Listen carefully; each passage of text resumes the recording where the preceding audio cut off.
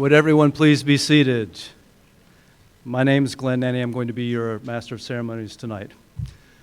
And the first thing I'd like to do is I'd like to recognize the presence of some very special people here that are here with us tonight. The first one is our president and keynote speaker, Dr. Glenn Richard Olds, our provost, Dr. Alan Pinzig, our vice provost of educational services, Dr. Glenn Jacobs, our dean of students, C.V. Rao, our dean of basic sciences, Dr. Marios Lucas, and the remainder of our faculty, staff, specially invited guests, parents, students, ladies and gentlemen.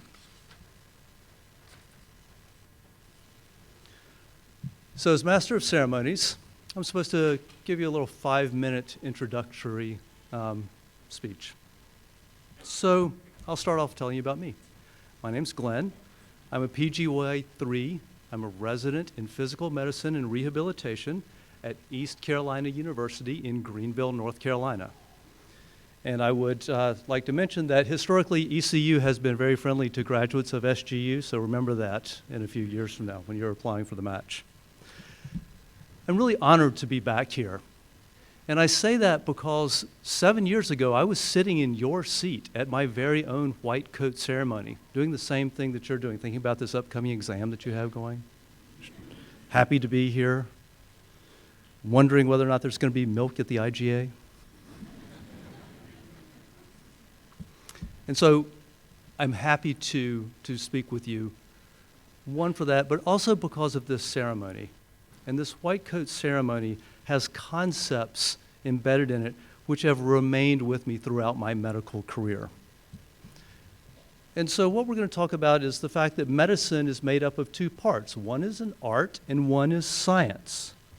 And you're all going to learn a lot of science over the next few years. And you have to know the science. The science is the foundation upon which your art is built. And we call this clinical excellence. And it's also really important for passing step 1 and doing well on that. So know your science.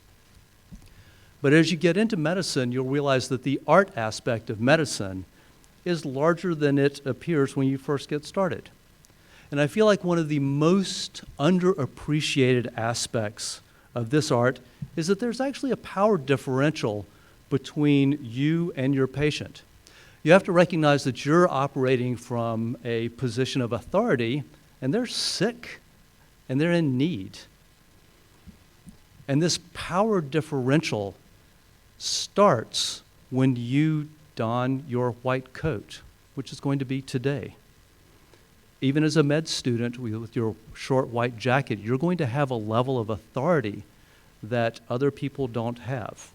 The white coat, even just by itself, confers authority. And if you ever get confused and think that it's you, then try this experiment.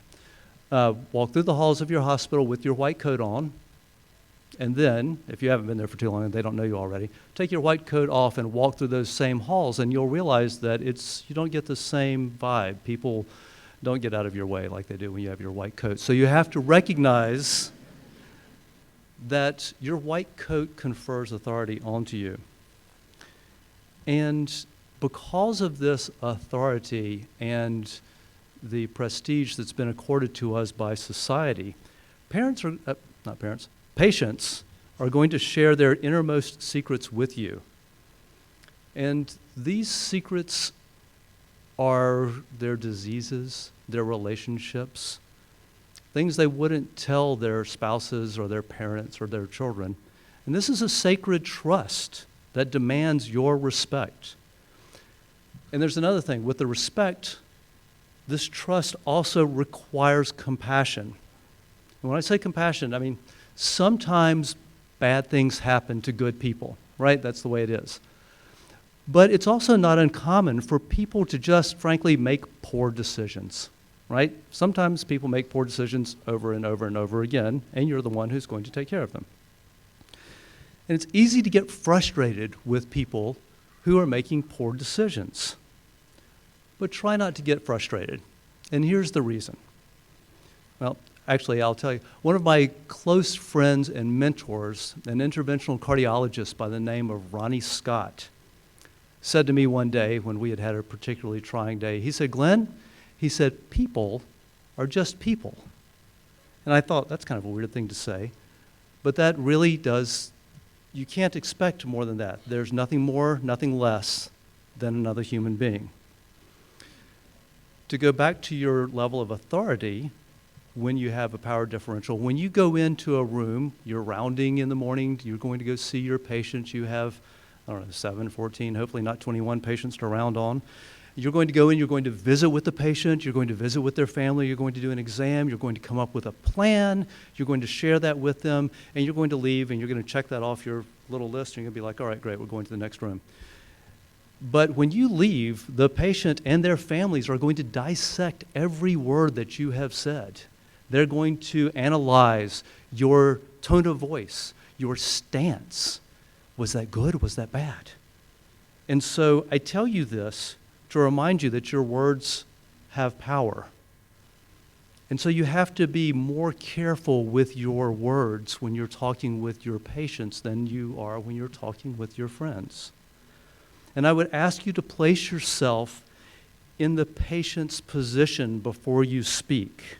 And I want you to imagine how it will sound if you hear those words, especially if they're bad news. And we'll get to the bad news a little bit later. Once you're busy, it's going to become tempting to categorize your patients by their disease state.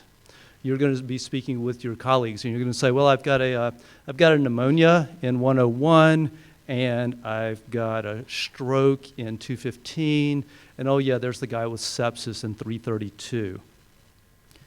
And from the science side of medicine, that's okay, because there's well-defined protocols that encompass many of these disease states, and for gosh sake, I don't want you guys to start trying out new things for sepsis just because Dr. Nanny said there's a big part of art to this. Don't do that. You can do it when you're an infectious disease fellow, okay? So with privilege comes responsibility. And when you represent yourself to the public as a medical professional, you're going to be accorded many privileges. I mean, in New York State, you get your own license plate and you can park places no one else can park. But that also means you're going to be scrutinized more closely by the public eye. If you do something stupid in public while you have your doctor outfit on, you can count on the fact that it will be on YouTube. So conduct yourself with integrity. Do what needs to be done. Part of that is having those difficult conversations with your patients.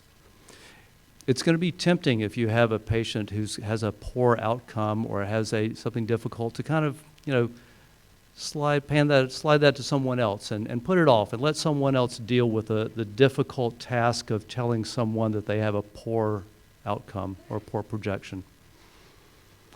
But have those difficult conversations with your patients. They've placed their care and their lives in your hands, and they deserve to hear both the good news and the bad news from you. So remember, your patients are people. They're just people. They're mothers, fathers, husbands, wives, sons, daughters, friends, and neighbors. They're just people. So, congratulations on this stage of your personal journey, and I'm very honored to be here with you. So that's a...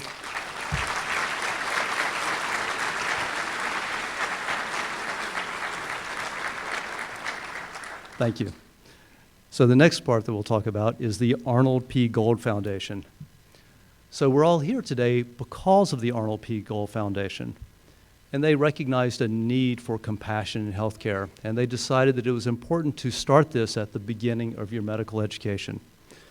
And so the Arnold P. Gold Foundation was created in 1993 to promote humanism in medicine. And St. George's University School of Medicine initiated its own white coat ceremony in 1996, long before many other U.S. medical schools. In 2003, the Gold Foundation founded the Gold Humanism Honor Society, which is an international society dedicated to the promotion of humanism, professionalism, and ethics in medical practice and education. SGU annually inducts new members into its chapter of Gold Humanism Honor Society. SGU's current chapter of Gold Humanism Honor Society envisioned and established the Humanitarian Student Organization in 2009, through which pre-clinical students can engage in service activities for their communities with support from the Gold Foundation. And the people that are currently doing this are on the back page of your program.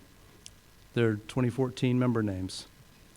So these inductees are presently doing fourth-year rotations, and we honor their embodiment of the Gold Humanism Honor Society ideals and their efforts to provide humane, caring, and professional patient care. It's now my pleasure to introduce Dr. Glenn Richard Olds, our keynote speaker. Dr. Olds is an educator, physician, and an administrator during a distinguished career spanning more than 30 years. Dr. Olds was named President and Chief Executive Officer of St. George's University on August 28, 2015. Prior to joining SGU, he was the Vice Chancellor for Health Affairs and founding Dean of the School of Medicine at the University of California, Riverside. In 2010, Dr. Olds joined UCR to lead the creation of a new School of Medicine, the first LCME-accredited medical school in California in more than 4 decades. Dr. Olds is a graduate of Case Western University School of Medicine and trained in internal medicine at the Massachusetts General Hospital in Boston. He was an infectious disease fellow and one of the nation's first geographic medicine fellows at University Hospitals of Cleveland, where he also served as medical chief resident and faculty member. He served as a full professor of medicine, pediatrics, that's a big deal, molecular, cell, and developmental biology at Brown University, and professor and chairman of medicine at the Metro Health campus of Case Western Reserve University. His role at UCR was preceded by a stint as professor and chair of medicine at the Medical College of Wisconsin. In addition to his academic background, Dr. Olds is a tropical disease specialist with extensive experience working in Asia and Africa. He has served on the World Health Organization Expert Committee on Schistosomiasis and has authored more than 100 peer-reviewed articles, book chapters, and reviews, primarily focused on international health issues. And on a personal note, I would like to say that I had the opportunity to spend some time with Dr. Olds and just talk with him one-on-one last night. And as an alumni of this university, I'm very glad to talk with him. I appreciate that he has an outstanding vision for this school. Dr. Olds?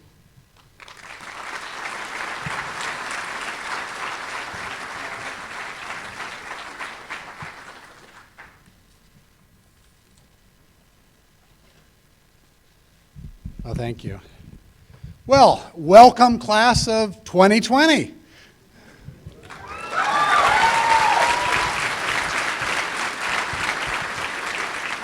And welcome to you in the back of the audience, who are, I assume, the family and friends of our new students. This is an important event in the life cycle, if you will, of a medical school. The white coat ceremony is generally the first activity in what is going to be a very long and, I think, rewarding career for you in the health professions.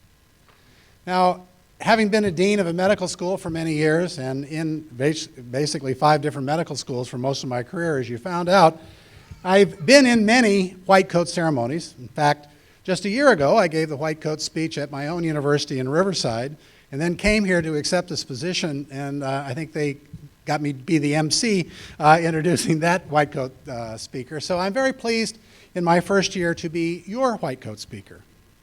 Now, when I thought a bit about what I was going to talk to you about, I could have talked to you, a bit the symbolism of the white coat, the history of the white coat, a lot of other topics. And I actually took an idea from one of the senior alumni of this faculty of this university, Dr. Fred Jacobs, who gave the white coat ceremony several years ago. And he suggested that I tell you a few important stories. So that's exactly what I'm going to do this afternoon. I'm going to tell you stories of three patients that created the physician that's talking to you today. And I hope that that embodies important lessons for you as you embark on your career in medicine. Now, the first of those patients, Mr. Manelo, requires a little background into getting into the story. Now, you heard from the introduction that I graduated from Case Western Reserve University in Cleveland, Ohio. Now, that's a very old and venerable medical school, so old that Western Reserve refers to the fact that it was started when Ohio was still the Western Reserve of the state of Connecticut. So it's a pretty old school. And I was a pretty good student in that school, and I decided very close to graduation that I wanted to pursue a career in international health that you heard about. And I was going to start with training in internal medicine. And I was very fortunate to match at the Massachusetts General Hospital in their residency program, which in the 1970s was largely regarded as probably the top internal medicine residency in the country. Now, when I showed up in Boston, it was a tad bit intimidating. There were 16 medical interns, 8 of which had gone to Harvard College and then on to Harvard Medical School. Those of us that didn't go to Harvard often referred to them as Preparation H. But despite that, we also had another 8 interns that came from the top medical schools in the United States and were their top students, Johns Hopkins, Columbia, Duke, etc. And I was the first medical student ever to be taken by the Mass General from Case Western Reserve University. That was a bit intimidating. And I discovered that 15 out of the 16 fellow interns all had PhDs, that one of them had discovered calcium channels, and the other one had actually discovered helper and suppressor T cells, and here I'm just this guy from Cleveland. So in that environment, I tried hard, to fit in, and hopefully they would take another student from Case Western Reserve sometime in the future, so I would be off the hook. Well, the 1970s was a much tougher time to train. I mentioned that to the parents in the audience because we don't do this anymore, but there was very little supervision in medical care back in the 70s as a house officer, and we were on 3-person teams, 2 interns and a junior resident, on every third night. And my, quote, supervising resident was therefore home sleeping most of the time I was admitting patients. So we were pretty much on our own.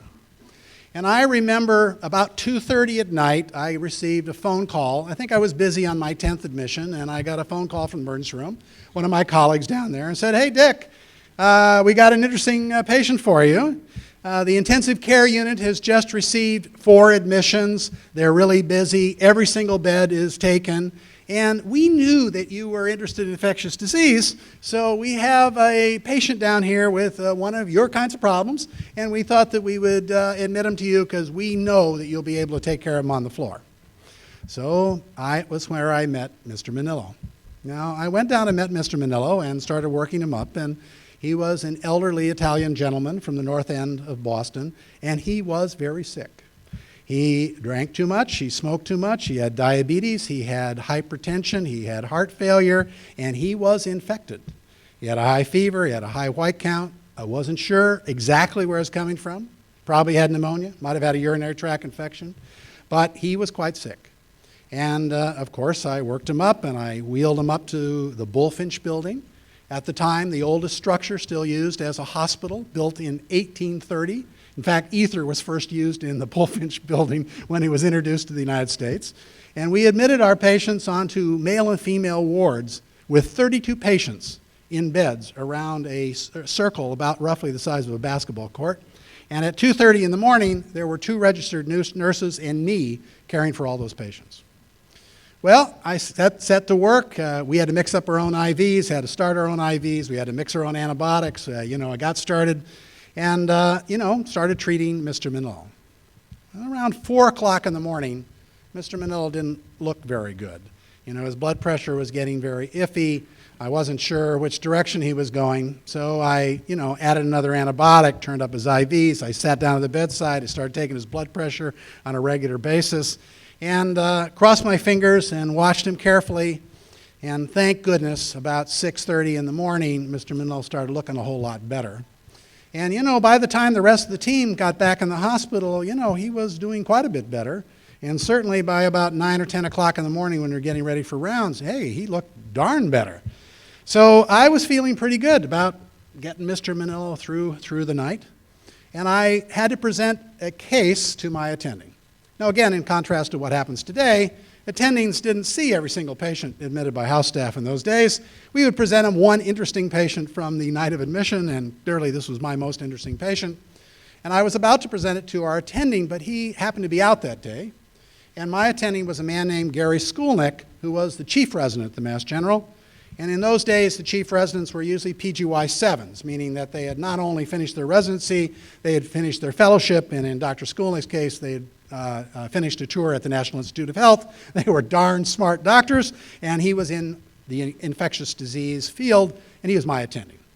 So I, of course, presented in great detail Mr. Manelo, described in great detail getting him through the night and how he looked so much better. We went to the bedside, and sure enough, he looked great. At about 11 o'clock in the morning, I was very proud of the job I did, and we were about to break for rounds around noon. And Gary Skulnick said, "Hey, Dick, I want to talk to you for a few minutes." And so Gary took me aside, and Gary said, "You know, Dick, you're a really smart doctor. I think you're going to have a wonderful career in infectious disease. But as I was looking over what happened last night, it occurred to me that you cared more about what the other house officers thought about what you were doing than doing what was best for Mr. Manelo. Despite the fact that it would have caused a bunch of problems for the intensive care unit team and some new admissions had to be made, you should have transferred that patient at 4 o'clock in the morning."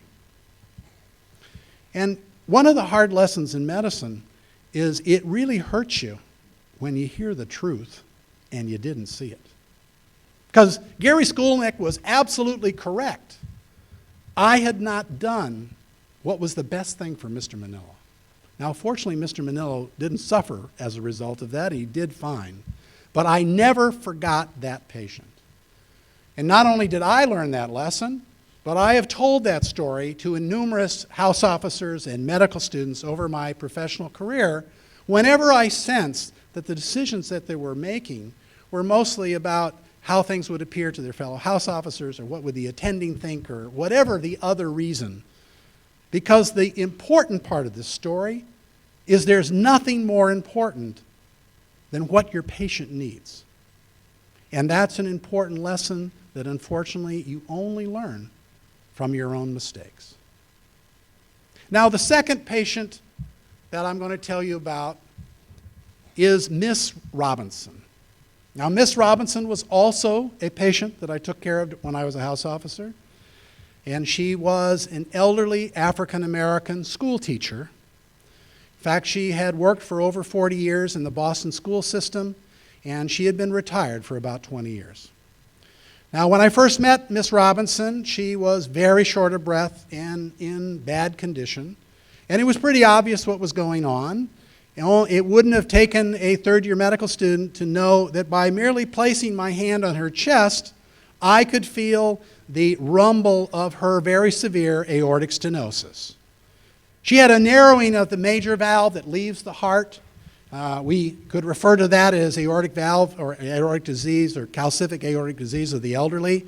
And she had had this problem for a long time. While I was getting her back on her feet, her charts came up, and it was a huge stack of charts. She was a patient that had been seen innumerable times for over a decade at the Mass General. As I'm flipping through the pages, I saw many illustrious house officers that had gone before me who had cared for Miss Robinson. And every one of them made the correct diagnosis. Every one of them knew that she was in heart failure due to her aortic stenosis. Every one of them knew that she had to have open heart surgery, and every one of them had told her this, and she had steadfastly refused to have that surgery.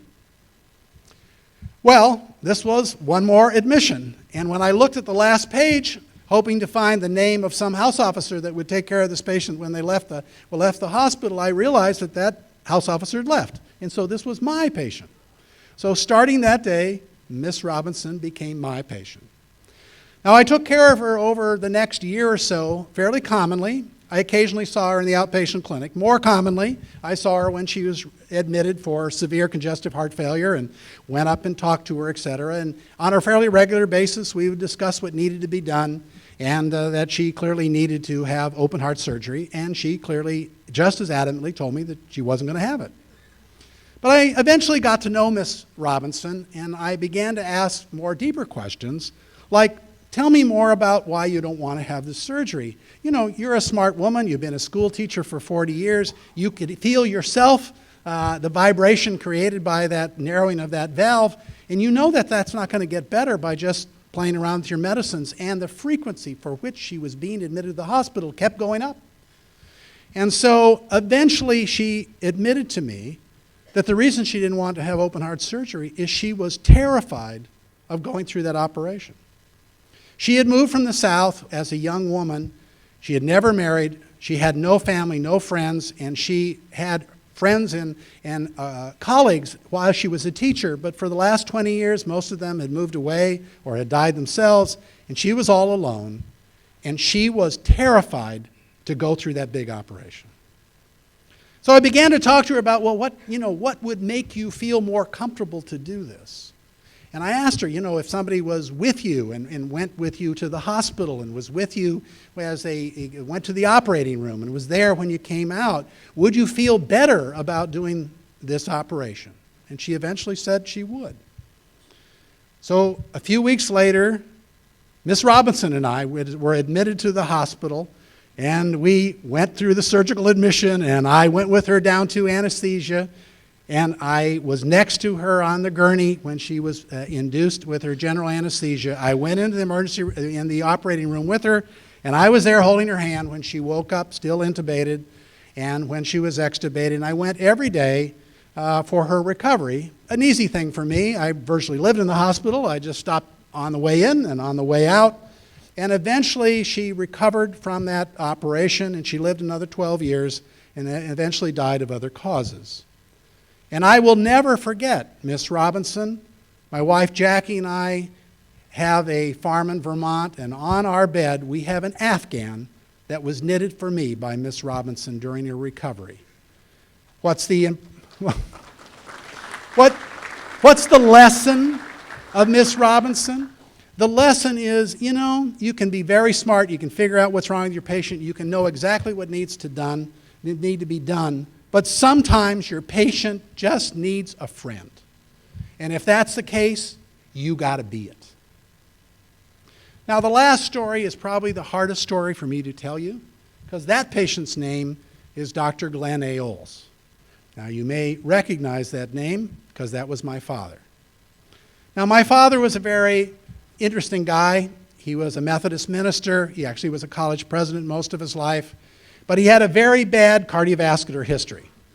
That's unfortunate because, of course, he's my father, too. He was the first Oles to live to 65, and he ultimately had two very serious open heart surgeries, one to do coronary artery bypasses, and the second, he had an aortic dissection, that is a ripping of the lining of the aorta from the takeoff of the aortic valve to the first arch. A big operation done at the Cleveland Clinic, and it was particularly difficult because he'd already had an operation in that area, so he had a lot of scar tissue. And the cardiovascular surgeon, after 14 hours on the bypass machine, had to make a decision. He didn't think my dad could live through another 6 hours to replace that valve, so he did the best he could to save the valve that was already there, closed him up, and in truth, my dad had another 8 years of relatively symptom-free life. But as you might guess, that valve eventually failed, and my father developed fairly severe aortic insufficiency. Now basically the blood from the aorta was leaking back and causing his heart to fail. And he was very complicated to manage. When you have a mechanical problem like this, medicines don't work that great. But he had a very complicated regimen of water pills and diuretics and dilators and digitalis and other things to increase the contraction of the heart. And he had a very good physician that was taking care of him. But toward the end, it became so complicated that I myself began over the phone adjusting his medicine based on his weight and his symptoms and how fast he was breathing and what his blood pressure was. But he was clearly going downhill. So finally, I lived in the East Coast, and I flew out to Oregon, where my father was, and as soon as I saw him, it was very clear that he was in bad shape, and I immediately called 911. We went in the emergency room. I got him, into the hospital and on a little better place. And I decided to spend the night with my father in that hospital room. And about 2 or 3 in the morning, again, my dad turned to me and he said, son, you're a great doctor, and we're so proud of you. But I need you to do less to keep me alive, because I just don't like living this way. And I know that it's important for you, that I keep alive and I keep going, but that's not what I want. I want to die at home in my own bed, looking at Mount Hood with my family around me, and I don't want to keep coming in and out of the hospital, which has been my life for the last 6 or 7 months. So we brought my dad home. We set up his hospital bed in the living room with a beautiful panoramic view of Mount Hood, and he died 8 days later with his family around him. The difficulty is, this didn't just happen when I was a house officer. This happened when I was chairman of medicine. I knew better, but I was so emotionally involved with the care of my father that I couldn't see that what I was really doing is I was treating my father for my own sake, not listening to what my father wanted and needed.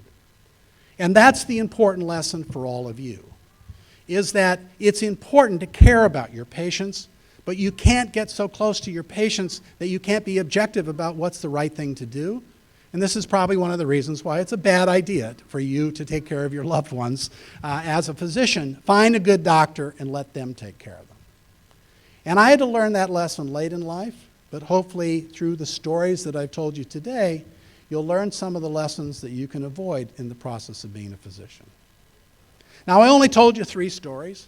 I could have probably told you 1,000 stories. I could have told you the story of how I made some fabulous diagnosis that no one else in the hospital thought of, and I could have told you a story about, I did something that saved somebody's life, and they were forever grateful for me for having done that. But those are not the real stories that make you a physician. Ultimately, you have to learn how to be a physician through interaction with your patients and occasionally making mistakes, and you need to learn from them. Remember, we as your faculty will teach you all about the science of medicine. We'll teach you how the body works, how it gets sick when you get diseases, what's the right thing to do, how to figure out what's wrong with people. But it's your patients that will teach you to be a real doctor.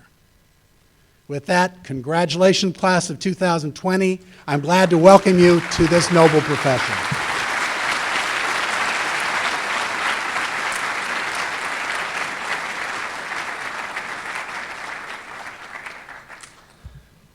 Thank you, Dr. Olds, for those very inspiring and appropriate words.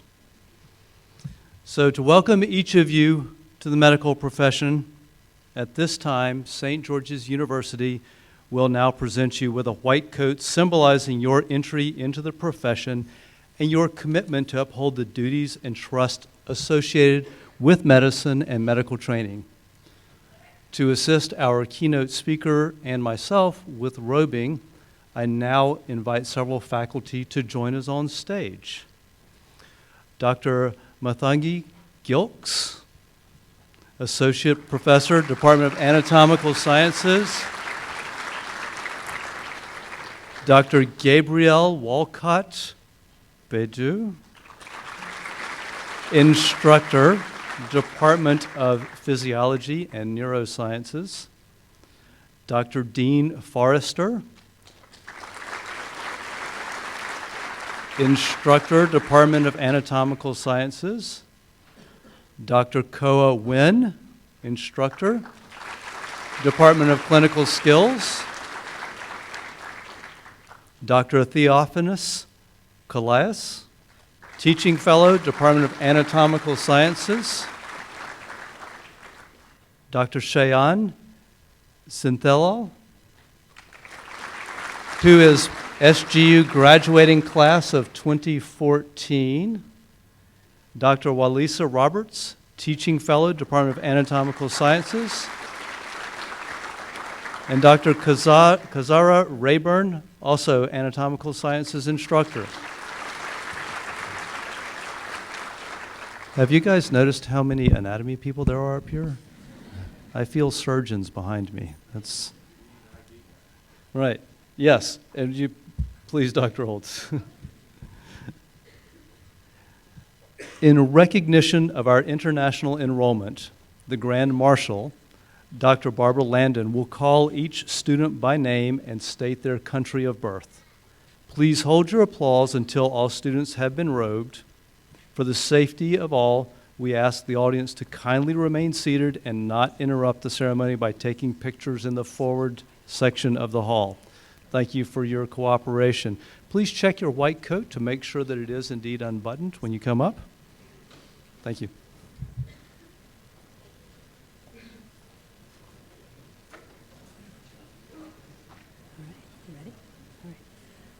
Bhavin Shah from New Jersey, USA. Elizabeth Scott, USA, Florida. Raj Patel from the state of Maine, USA. Vijay Saranani from the state of North Carolina, USA. Michelle Simoni, Iran. Marietta Young, New Mexico, USA. Marcelo Vittoria, Brazil. Ramiz Rao, Louisiana, USA. And Loga Sivasubramaniam, London, United Kingdom. Mihir Odak, New Jersey, USA.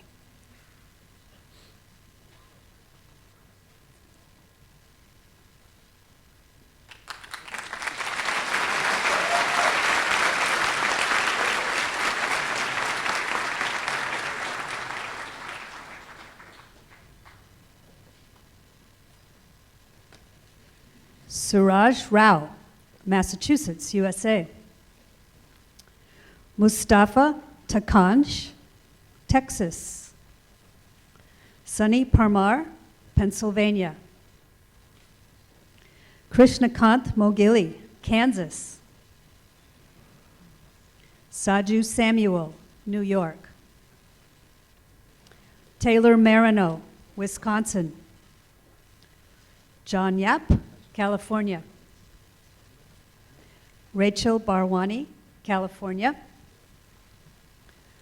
Asan Syed, Texas. And Sruti Upaluri, Maryland.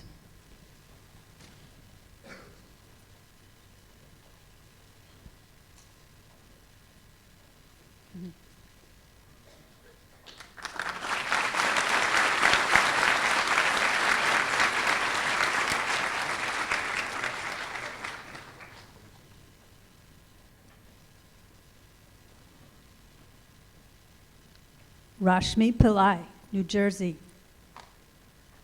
Great Ogujiafor, Nigeria. Jonathan Menard Catcher, Pennsylvania. Sunghun Park, South Korea. Sangmi Nam, Maryland. Wayne Thompson, Illinois. Tanya Nanankai, Texas. Vincent Santee, California. Elizabeth Pollitt, Ohio. Alana Roadcloud, Pennsylvania.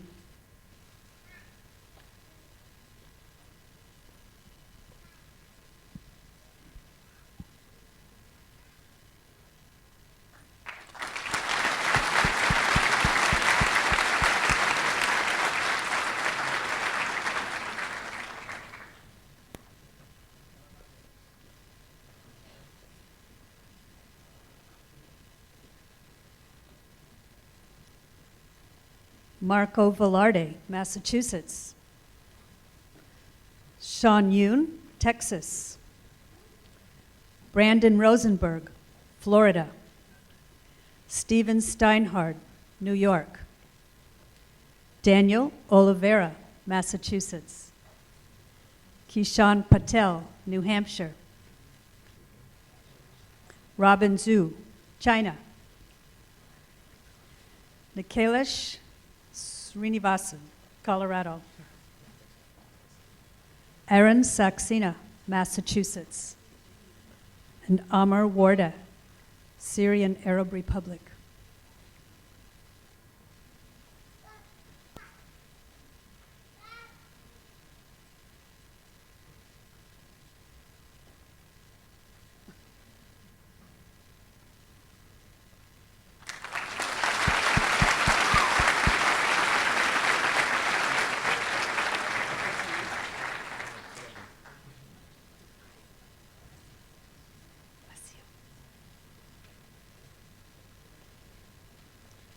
Asil Samor, Oklahoma. Lisa Pace, Florida. Karush Yastani, Dubai. Susmita Unai, India. Nacha Rumanithorn, Thailand. Rajveer Singh, India.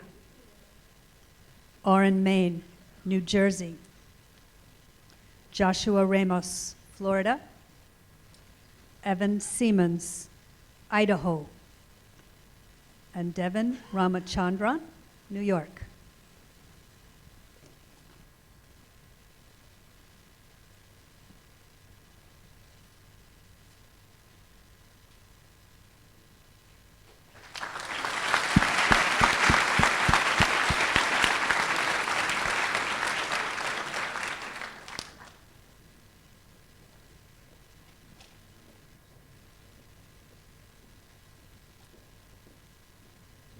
Anish Patel, Florida. Mintan Nguyen, California. Andrea Villa, Colombia. Suzanne Madama, Pennsylvania. Christopher Williams, Texas. Catherine Mitri, Georgia. Jennifer Musumisi, New York. Alec Mieselman, New York. James Zilstra, New Jersey. And Brian Schaff, New York.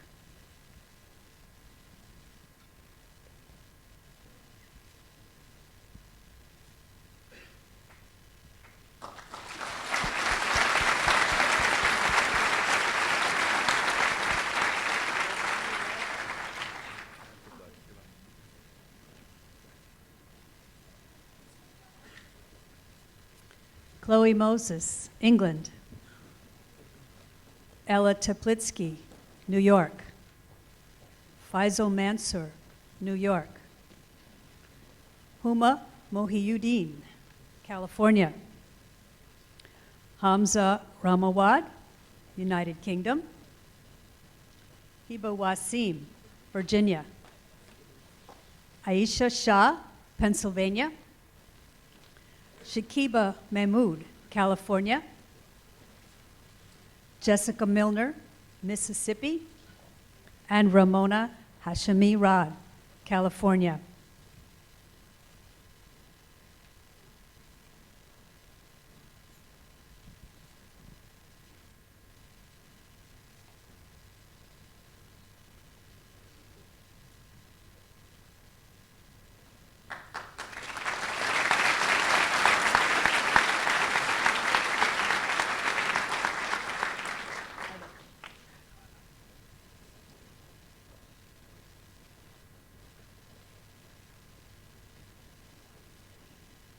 Subhash Ramakrishnan, Texas. Chelsea Meyer, Pennsylvania. Thomas McCormick, California. Rumaisa Zuwai, Algeria. Anthony Mabasset, New Jersey. Saijong South Korea. Jiha Park, Connecticut. Maria Putalina, Russia. And Mila Turchin, Ohio. And Adelina Torres, New Jersey.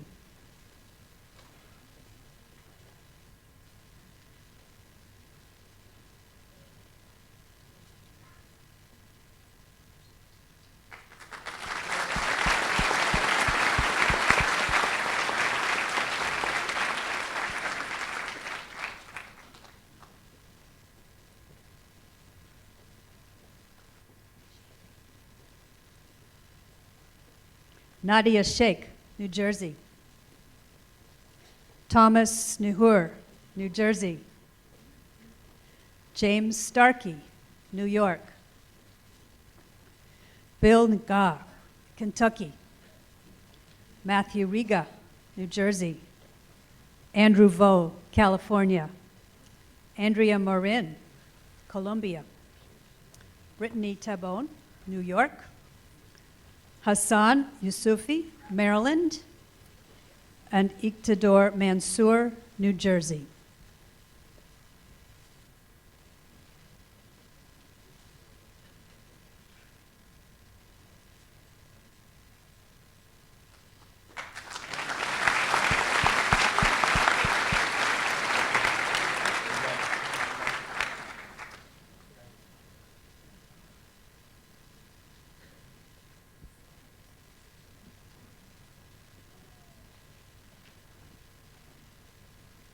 Raza Tariq, Kentucky. Roy Miller, Wisconsin. Mishahim Rahman, New York. Paulina Vu, Arizona. Gabriel Mena, Canada. Joshua Samuel, New York. Vikram Sumbli, Canada. Kyle Viet Nhong, Vietnam and USA. Josiane Sena, Brazil. Hasina Paikagar, Georgia.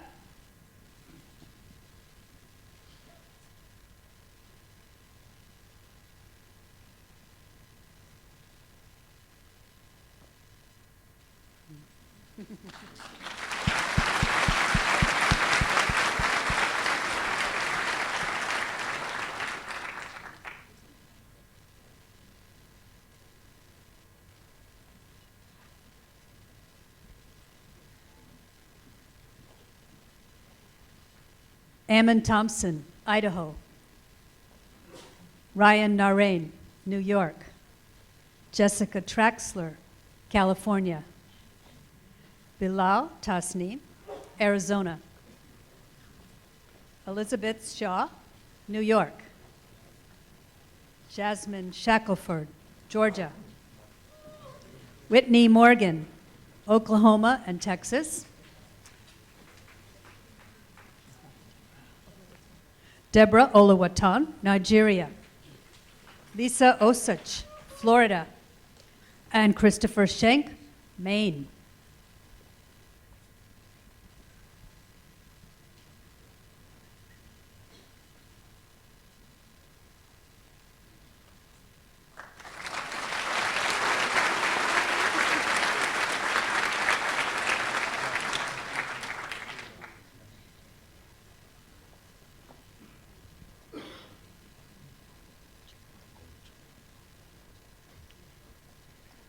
Moses Onwuchekwa, New Jersey.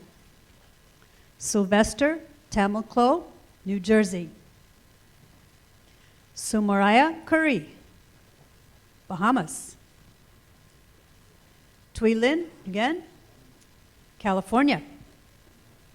Alexander Tyson, Ohio.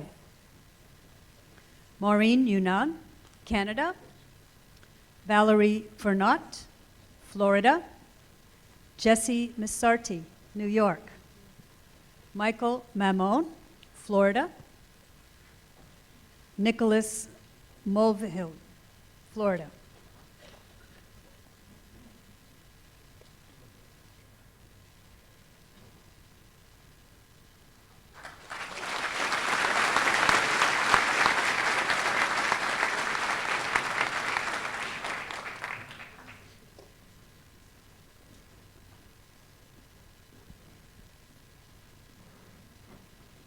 Matthew Seguras, New York.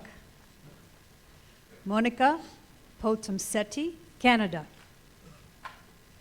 Sybil Muesta, Massachusetts. Richard Rosiak, California. Patrick Zacharias, New Mexico. Ibrahim Shamim, Florida. Hutan Vakili Dasjerd, Iran. Emmanuel Wubetu, New York. Victor Nguyen, Connecticut. And Shreya Vatsala, Virginia.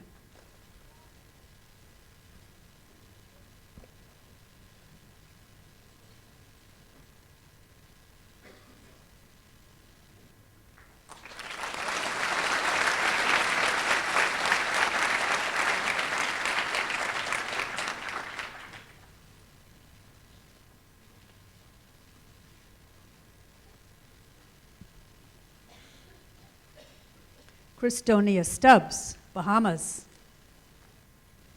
Praveen Walalidyada, Idaho. Mahek Rahim, Florida. Zarina Tiano, Florida. Andrew Park, New Jersey. Gerard Moles, Florida. Noor Shaheen, New Jersey. Jennifer Perez, Florida. Vimal Singh, New York. And Amrit Patel, New Jersey.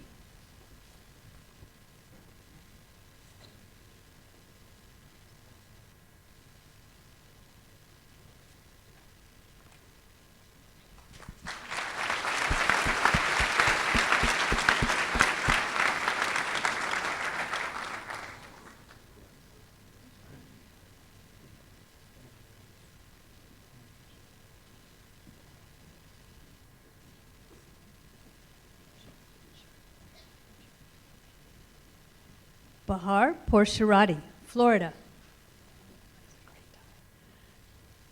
Lawrence Boogie Molina, Nevada.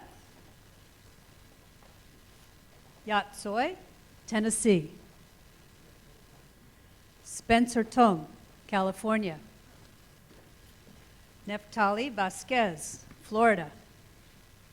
Shivan Patel, California. Jigesh Patel, Georgia. Farali Shah, Florida. Ryan Malav, New Jersey. Megha Sood, Maryland.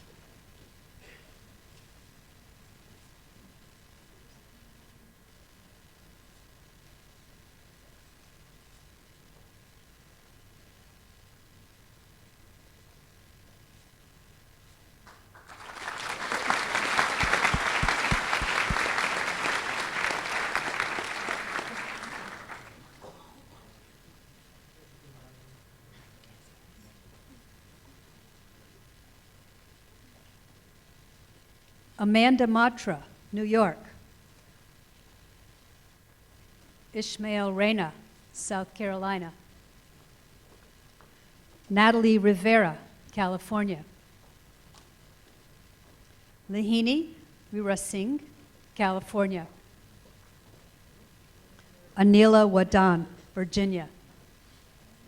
Sudesh Sagram Singh, Florida.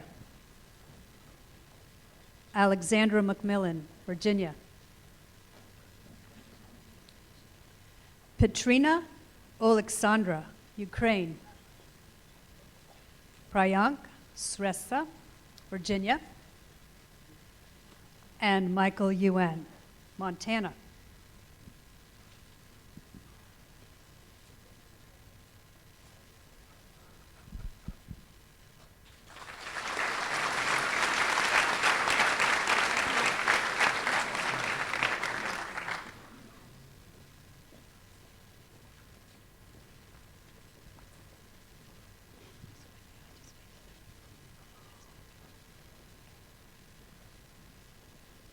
Evan Mina, New Jersey.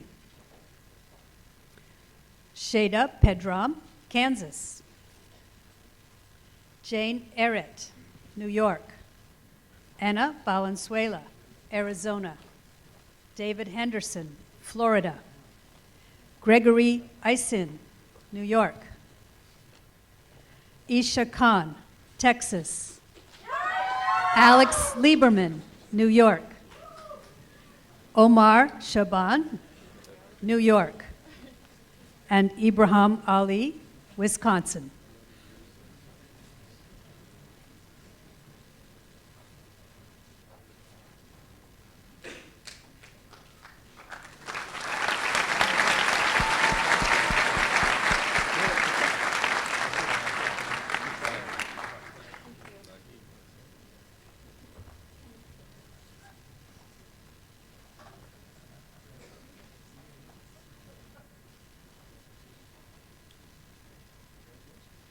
Kyle Wilson, Georgia.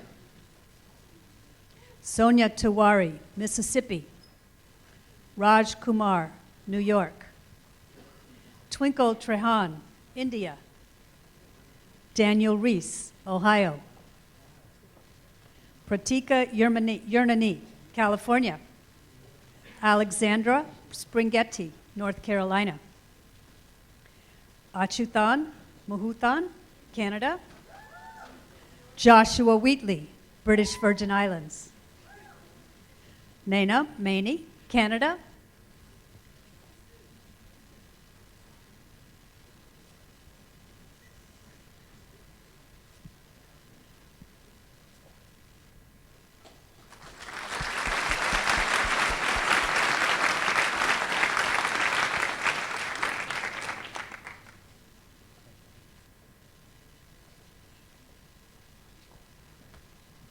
Sarah Shutarian, California. Eric Pam, Canada. Jun Suk Soo, Georgia. William Young, South Carolina. Kavya Nalamothu, India. Naga Nuna, North Carolina. Bibiana Sabates, Florida. Subrangi Swain, Massachusetts. Nagasri Upadrasta, India. And Jacob McAuliffe, Virginia.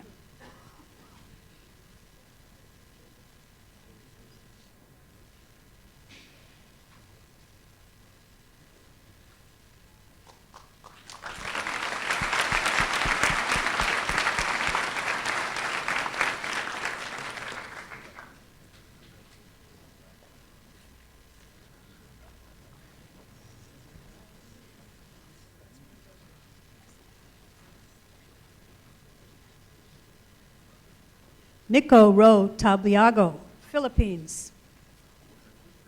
Harsh Patel, Illinois and Kenya.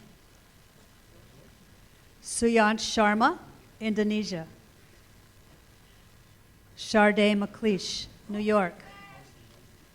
Jeffrey Penny II, New York. Sambo Men, Cambodia and New York. Jeffrey von Schondorf, New York. Kimberly Pam, California.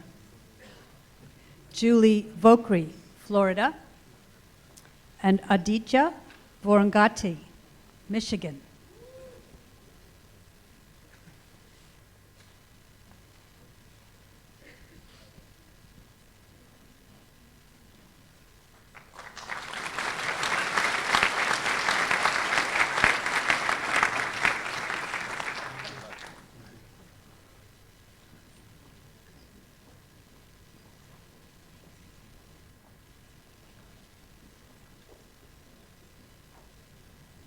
Rachel Pagarigan, Minnesota. Matthew Murphy, Wisconsin. Mark Ramsayer, Idaho. Vikrant Sandhu, Canada. Ketan Reddy, New Jersey. Nazia Sarkar, New York. Angela Ula. Say it, Olayede, New York. Ididong Ofiong, Nigeria. Michael McCain, Louisiana. And Theodore Wojcik, Connecticut.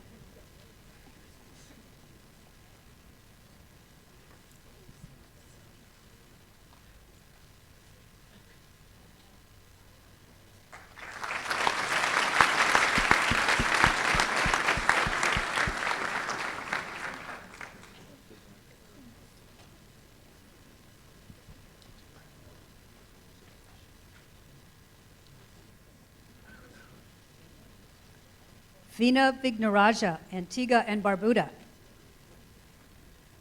Fusheng Louis Wang, Canada. Leonard Sampath, New Mexico. Sunil Kumar, India. Kevin Pink, Pennsylvania. Brian Pink, Pennsylvania. Safwan Suleiman, Canada.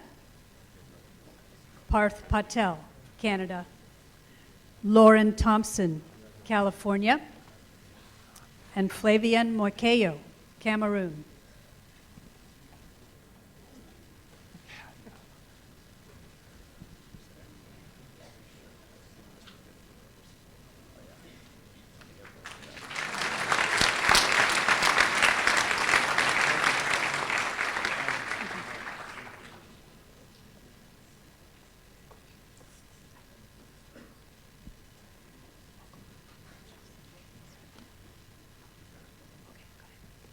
Mokube Kingsley, Cameroon. Jessica Pittman, New Jersey. Elizabeth Ryan, California. Camelia Nabati, New York. Travis Webster, California. Munda Nagaja, Texas. Braulio Vargas, Mexico. Osama Syed, New Jersey. An Nguyen, Vietnam.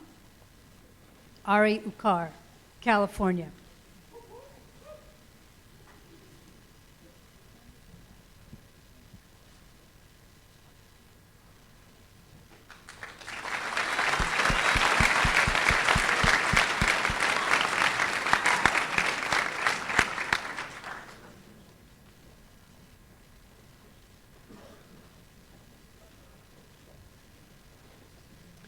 Peter Nwankwo, Texas.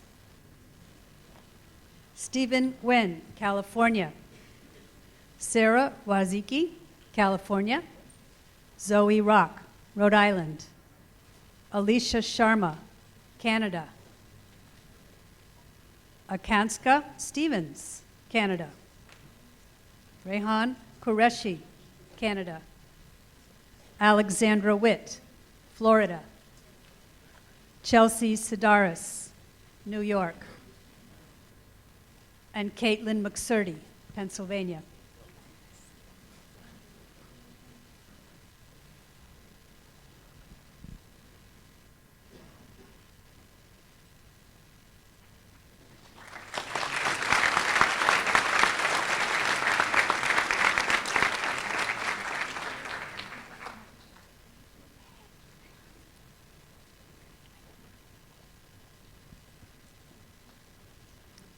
Fernando Martinez, New York. Michael Onami, Kenya. Sherelle Yates, Trinidad and Tobago. Christopher Riley, New Jersey. Stephen Woodall, North Carolina. Nathan Wong, Virginia. Akshay Raju, Maryland. Wesley Paul, Michigan. Sabrina Toberon, Massachusetts. Krina Shah, New Jersey.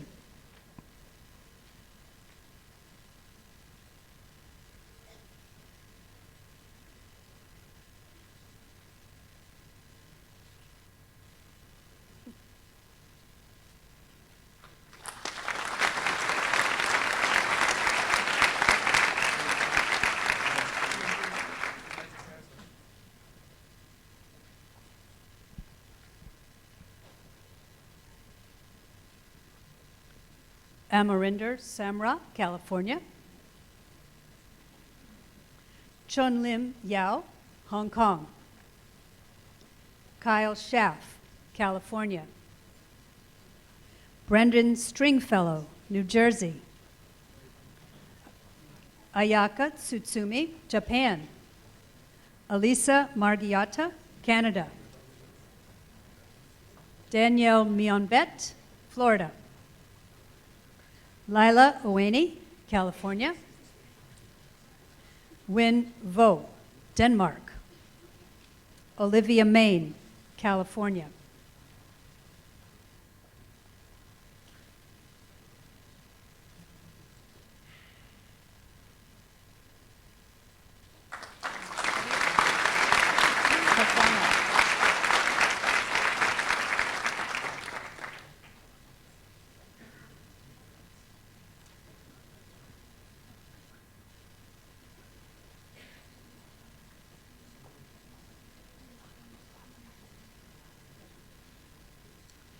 Prathana Shenoy, Pennsylvania. William Plath, Maryland. Sams Joko, New York. Daniel Ristakian, California and Iran. Alexander Wong, California. Neha Patel, Virginia. Harpreet Singh, Canada. Ashmi Patel, New Jersey. Tushar Patel, New Jersey. Abdulaziz Tour, New York.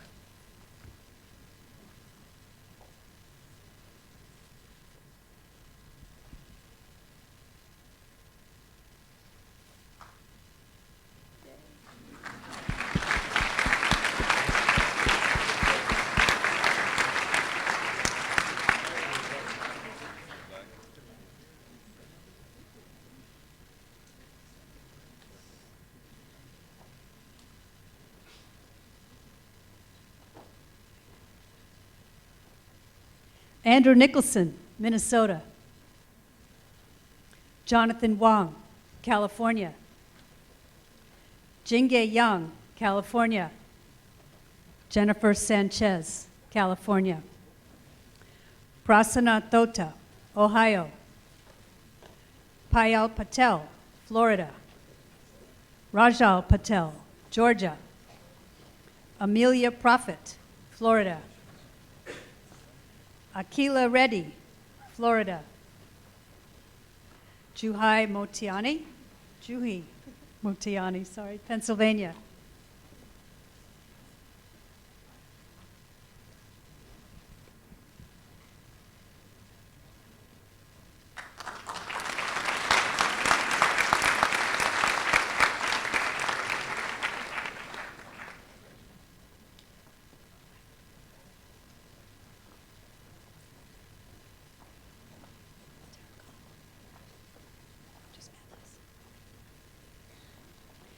Kevin Matthews, Connecticut. Mari Elena Pino, Trinidad and Tobago. Diana Mohan, Trinidad and Tobago. Mandeep Sambi, United Kingdom. Anushri Malhotra, Thailand. Zamar Singh, United Kingdom. Rashad Mohan, Trinidad and Tobago. John Riley Vasquez, California. Maria Makatov, Azerbaijan and New Jersey. James Shute, Louisiana.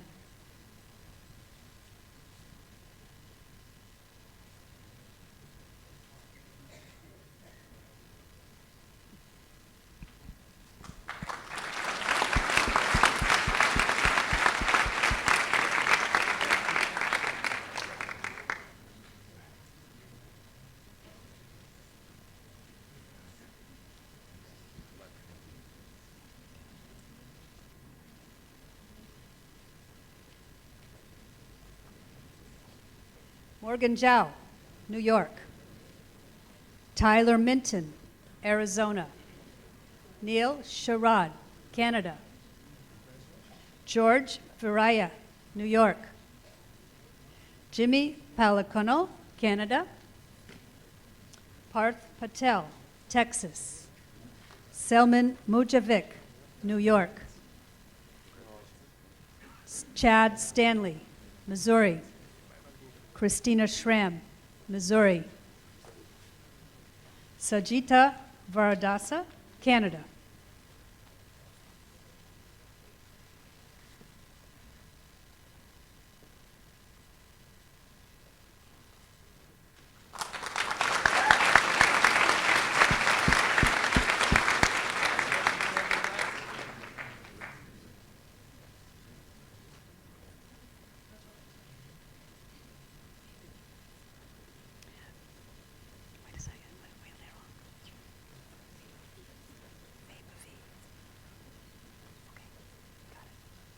Vabavi Solanki, Canada. Matthew Toma, Michigan. Nathan Starkman, Canada. Benjamin Rafla, Canada. Deval Trivedi, New Jersey. Rahul Prasad, Georgia.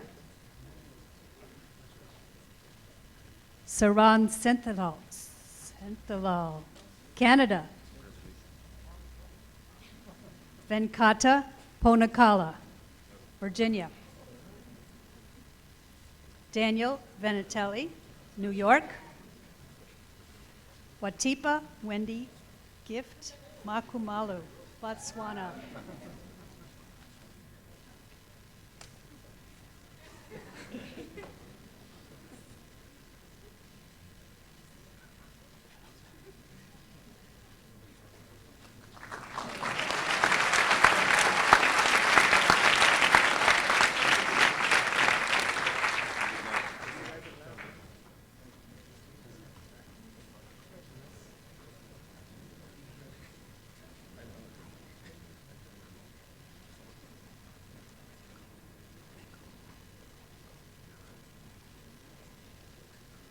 Rebekone Bowe, Botswana. Piao Rabasha, Botswana. Botsang Molodai, Malodi, Botswana. Ali Walji, Canada. Laisha Mondesi, Guyana and St. Lucia. Tanya Shankar, India.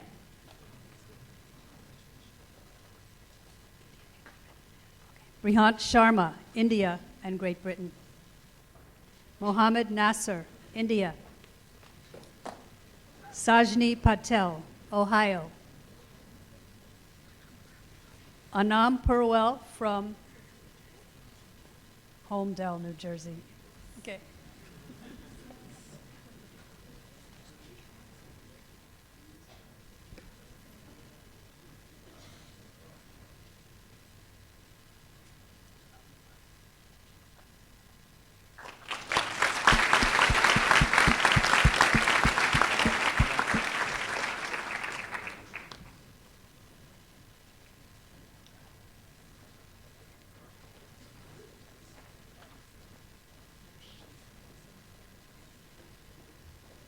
Andrew Cossack, Singapore. Jingyu Yang, California. Suin Wu, South Korea. Kishan Rao, India. Jasmine Qatar, Canada. Tree Mai, California. Mega Reddy, Texas. Luke Riordan, New York. Zachary Tybell, Arizona. Andrea Quinn, California.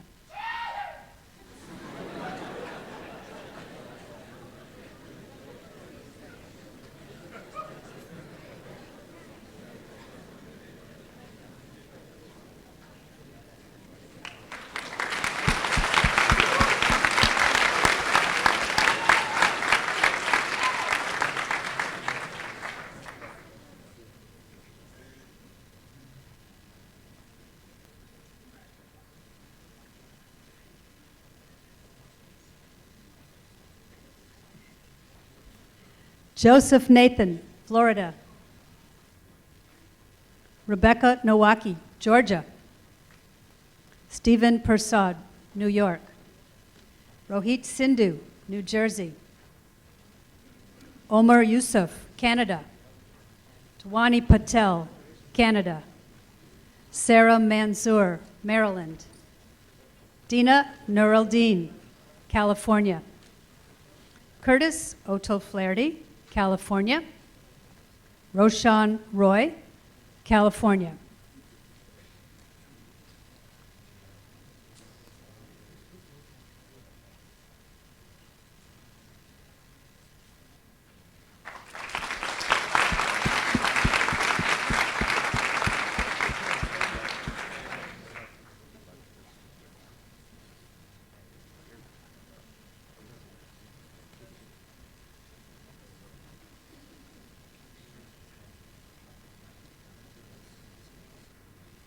Tristan Win Liu, Canada.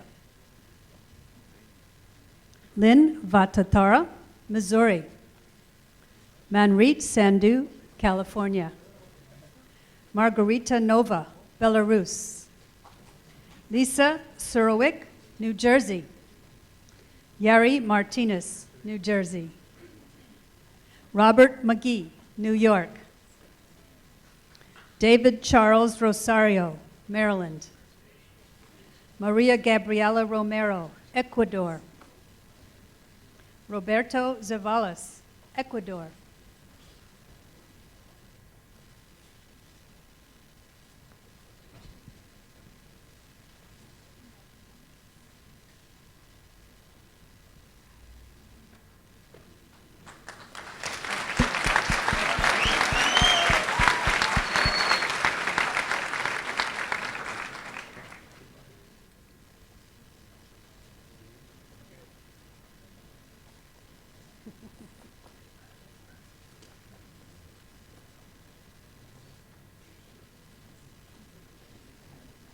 Cyrus Story, Kentucky. Jillian Woodruff, Oregon. Sarah Seaman, Wisconsin. Joshua Santoli, Florida. Mika Newman, California. Brian Sembajwe, California. Shelby Shravan, New York. James Miller, New York. Laura Schiraldi, Florida. Brian Soto, Florida.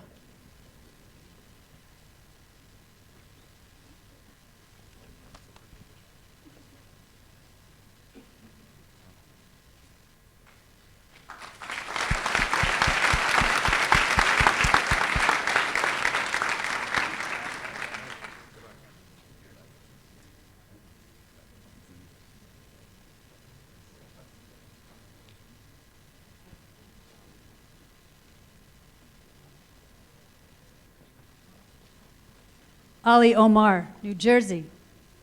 Harrison Sims, Massachusetts. Dalina Tai, California. Yanira Ortega, Florida. Deirdre McDonald, Kentucky. Tiffany Nguyen, California. Ayumipo Maiden, Nigeria. Yasmin Mansour, North Carolina. Lynn Trin, Vietnam. Cesar Santana, Georgia.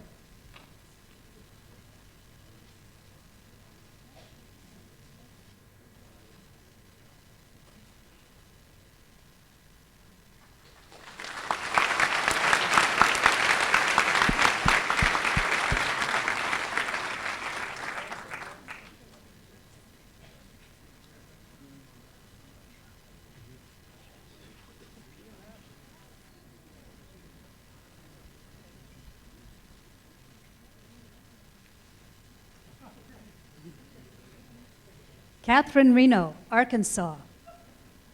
Jake Martin, Arkansas.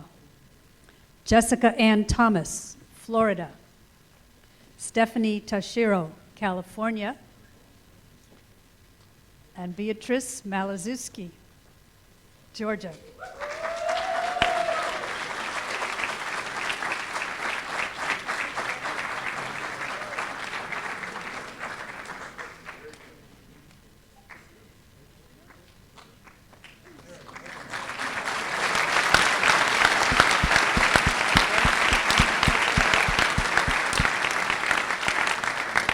Congratulations to all. Thank you so much.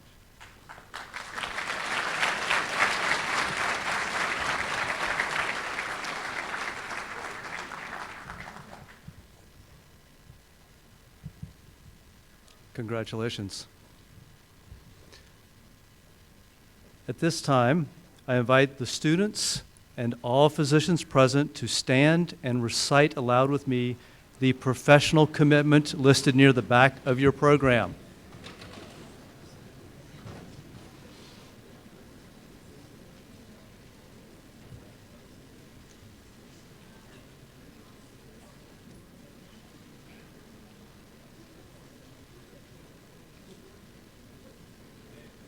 Everybody ready?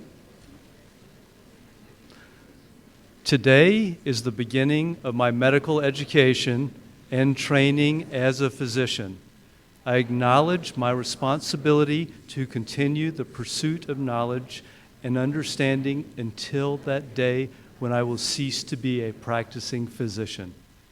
I am entering training for a noble profession in which my interest must always be subservient to those who may seek my assistance. I must be ever conscious of the value of my fellow health professionals and treat them with respect at all times. My classmates at St. George's University are now my colleagues, and I owe to them the same support and encouragement to receive their goals as I hope to receive from them. I will work alongside my colleagues and professors, tolerance, compassion, and honesty. I acknowledge my obligation to adhere to the University Honor Code and to conduct myself with integrity and in an ethical manner at all times henceforth.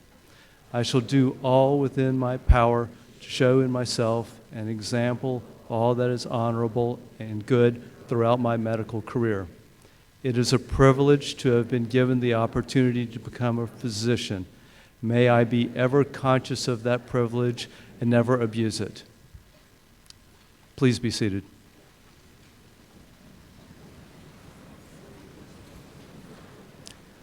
On behalf of SGU, I would like to thank the Arnold Gold Foundation for the Humanism in Medicine pins placed on each student's white coat.